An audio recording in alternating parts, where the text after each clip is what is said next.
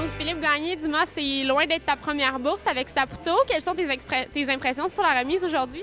Ben, c'était vraiment bien. En fait, c'est la première fois que je parlais pour le groupe en tant que tel. Comme j'ai dit en avant, j'ai pas vraiment suivi mon texte. J'avais même pas le bon texte en fait en avant. Donc j'ai dû improviser un petit peu.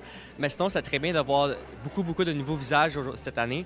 Moi, ça fait peut-être un 5-6 ans qu'ils me suivent. Là, alors de voir que presque la moitié, c'est des nouveaux boursiers, c'est très intéressant pour le futur.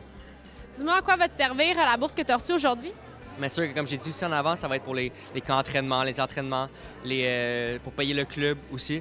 C'est toujours utile de ne pas devoir penser à justement ça pendant qu'on s'entraîne. Donc, on peut focusser sur l'entraînement sans passer au côté financier de tout ça.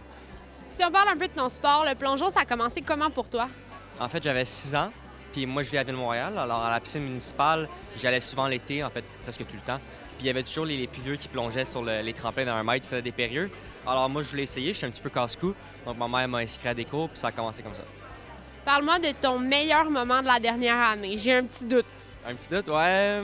Ben, en tant que tel, ce serait les Olympiques, là, je parle en général. Mais sinon, mes 2 moments préférés aux Olympiques, ça serait vraiment de plonger dans la finale et la cérémonie d'ouverture qui était vraiment incroyable. Qu'est-ce qui t'a marqué dans la cérémonie d'ouverture? C'est juste de sortir de l'aréna puis de voir tout le monde dans le stade qui était là juste pour nous, pour les Olympiens, puis c'était vraiment incroyable.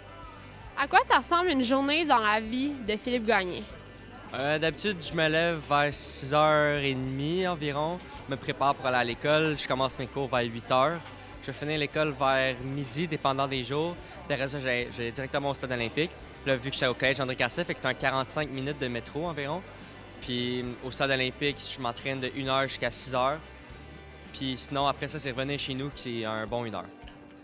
Puis après, chez vous, j'imagine que t'en profites pour relaxer. Et faire des devoirs. Ouais. Évidemment.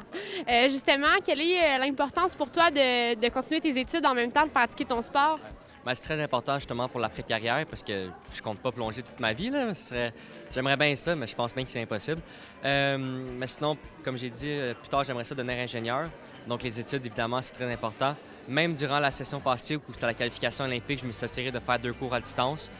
Puis c'est bien des fois de ne pas penser au plongeon puis d'étudier. Ça t'enlève la tête des plongeons, justement. Puis durant une qualification olympique, ça fait du bien des fois de juste étudier. Et pour terminer, là, tes objectifs pour la prochaine saison? Là, en ce moment, c'est vraiment prendre la masse musculaire parce que je veux monter mon degré de difficulté de ma liste pour compétitionner plus à l'international.